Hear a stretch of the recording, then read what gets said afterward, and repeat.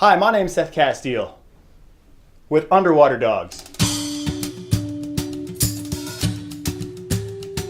I've volunteered at animal shelters all over the country, and there are millions of pets looking for forever homes, and they need our help. One of the best ways we can help them is to take a better adoption picture. One picture saves a life.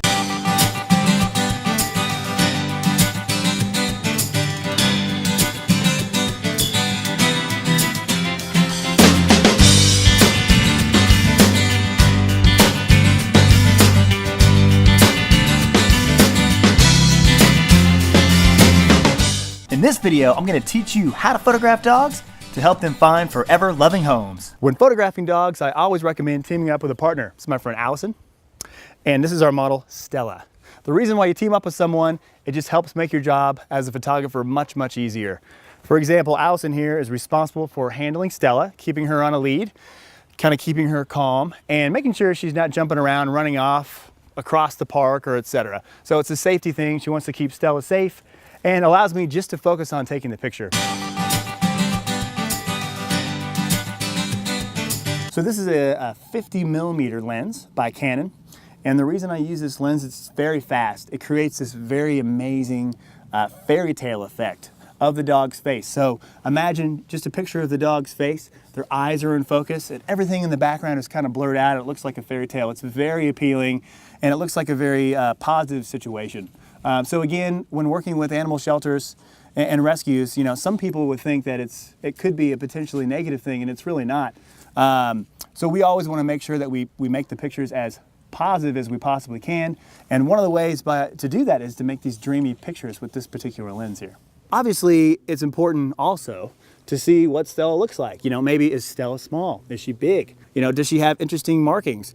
Does she have all four legs? You know, sometimes you just don't know. So certainly I recommend taking some additional pictures that you can use online too.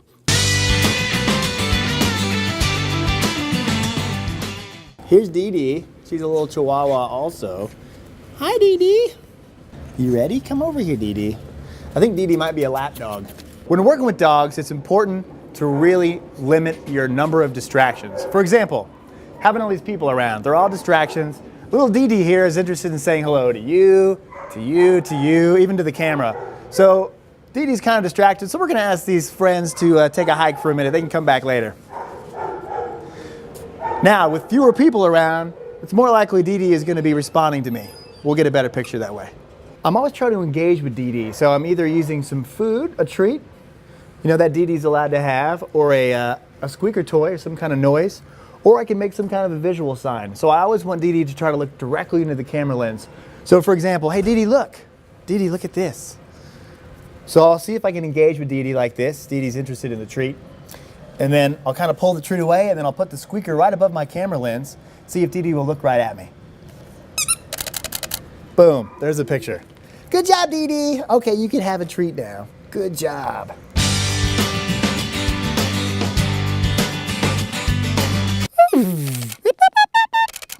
You can also make a lot of weird noises, if that's your thing, to try to entice the dogs to engage with you. So I have this little squeaker toy, you know, it's a little inside of a squeaker toy and you squeak it. I always recommend don't squeak it when you first meet the dog. Wait until you have the perfect opportunity. The dog is in place, the dog is being patient, and then you squeak it and you might have that reaction. You might get a little head tilt or something like this. Definitely try it out. Sometimes you can bark like a dog, either a high-pitched or a low-pitched kind of bark, and see how they respond to that. And if you give the dog a little bit of a treat, as they're eating the treat, they're gonna move their mouth a little bit, and you might get some really interesting expressions that way. You ready, Stella?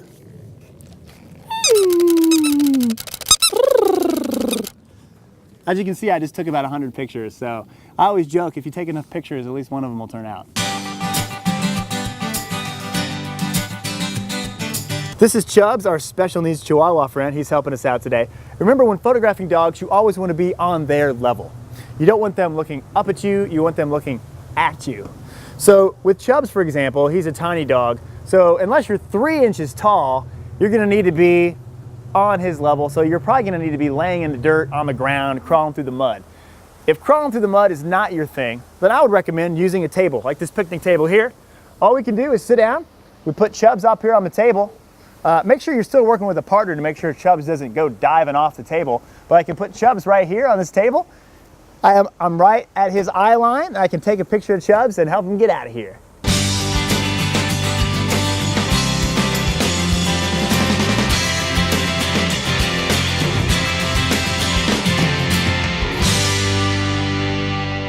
So here we are meeting Kato, who's a pit bull terrier friend. Ooh, Kato. So we're getting some good pictures of Kato. He's super friendly, he's giving kisses, but he can look a little bit tough. So what we're gonna do is we're actually gonna walk him around for a couple of minutes, you know, get him moving around, and that way he'll start panting a little bit, and panting can look like smiling. Thank you, Allison.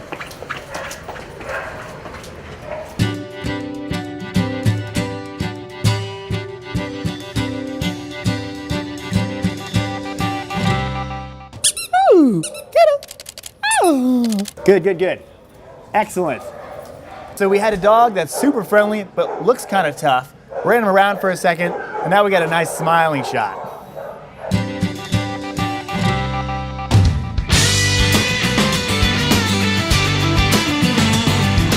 So when you're working with all white dogs or all black dogs, you have to be very careful about the background. And this is a lot of times why I use a nice green background if I can, because I don't know too many green dogs. So it works out pretty good.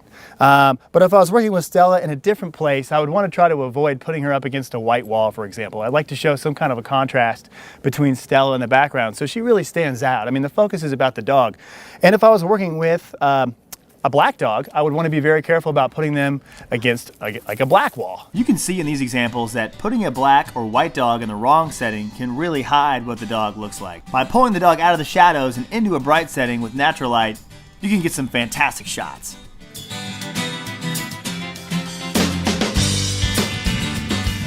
To recap, the most important photo is the headshot, and especially the eyes, because the eyes are what makes a connection with potential adopters. Don't be afraid to get down low. Get on eye level with the dog and engage with toys, treats, and squeakers. Limit your distractions. Dogs are distracted by everything.